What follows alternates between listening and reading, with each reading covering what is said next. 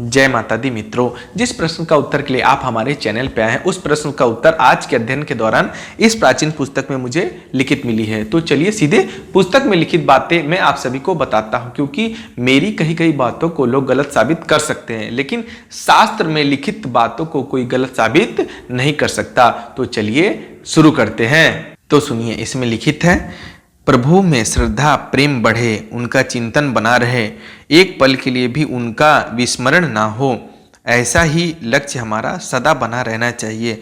हमें वो चाहे जैसा रखे, जहाँ रखें, उनकी स्मृति अटल बनी रहनी चाहिए। उनकी राजी में ही अपनी राजी, उनके सुख में ही अपना सुख मानना चाहिए। प्रभु यदि हमें नरक में भी रखना चाहे तो हमें बैकुंठ की ओर नहीं ताकना चाहिए और नरक में वास करने में ही अपना परम आनंद मानना चाहिए। सब प्रकार से प्रभु के शरण हो जाने पर फिर उनसे इच्छा या याचना करना नहीं बन सकता। जब प्रभु हमारे और हम प्रभु के हो गए तो फिर बाकी ही क्या रहा। हम तो प्रभु के बालक हैं। माँ बालक के दोषों पर ध्यान नहीं देती, उसके हृदय में बालक के लिए अपार प्यार रहता है।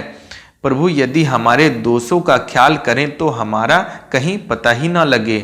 प्रभु तो इस बात के लिए सदा उत्सुक रहते हैं कि कोई रास्ता मिले और मैं प्रकट हूँ, किंतु हम ही लोग उनके प्रकट होने में बाधक हो रहे हैं। देखने में तो ऐसी बात नहीं मालूम होती, ऊपर से हमें उनके दर्शन के लिए ललायत से दिखते हैं कि जल्द से जल्द हमें दर्शन हो जाए, भगवान दिख जाएं, परंतु भीतर से उन्हें पाने की लालसा कहाँ है। मुंह से हम भले ही ना कहें कि अभी ठहरो, परंतु हमारी क्रिया से यही सिद्ध होता है कि प्रभु के प्रकट होने में विलंब सहन करना ही उन्हें ठहराना है।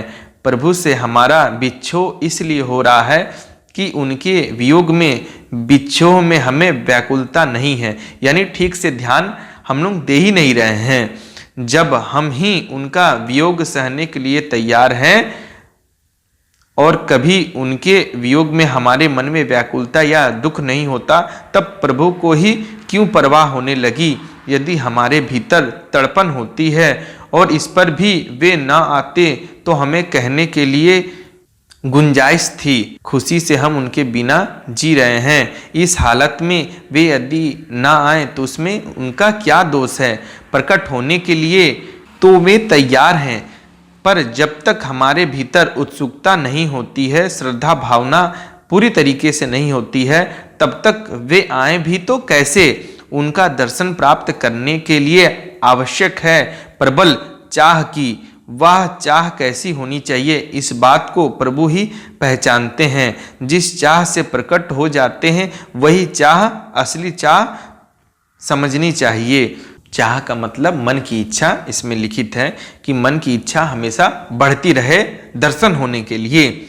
घड़ा भर जाने पर पानी अपने आप ही ऊपर बह चलेगा।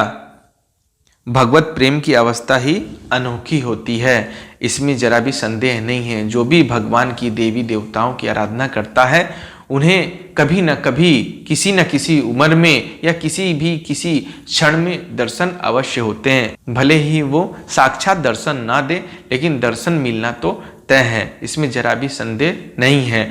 लेकिन आपको एक बात का विशेष ध्यान देना चाहिए कि भगवान की भक्ति में किसी प्रकार की कोई कमी ना करें। जो भी विघ्न आती है वो सब भगवान को समर्पित करके कहें कि हे प्रभु, मेरे जीवन में जो भी कष्ट है उन सबको हरने की जिम्मेदारी आपकी है। मैं तो आपकी भक्ति के लिए ही पैदा हुआ हूँ, तो मैं आपकी भक्ति आराधना अवश्य करूँगा। ऐसा कहते हुए आप फिर से आराधना में, जप में, तप में आपको लग जाना चाहिए। अपना ध्यान बिल्कुल भी भटकाना यानी विचलित बिल्कुल भी नहीं करनी चाहिए। अगर आप ऐसा नित्य करते हैं, सालों साल करते हैं, तो इसमें जरा भी संदेह नहीं है कि भगवान आपको दर्शन नहीं देंगे, बिल्कुल देंगे। जब आप उस लायक, उस योग्य हो जाएंगे तो आपको भगवान के दर्शन अवश्य मिलेंगे। जैसे पढ़ाई करने के लिए बच्चे सब लोग स्कूल जाते हैं, लेकिन नौकरी सभी को नहीं मिलती, ठीक उसी तरह पूजा सबके घर में होती है।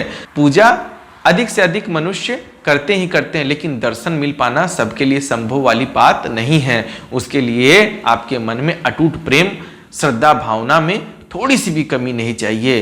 पूरा अटूट प्रेम होना चाहिए, उसमें कोई भी प्रकार की कमी ना हो। आशा करता हूं आपके जीवन में सब मंगलमय हो। अगर जानकारी पसंद आई हो तो चैनल को सब्सक्राइब जरूर करिएगा। जय माता दी।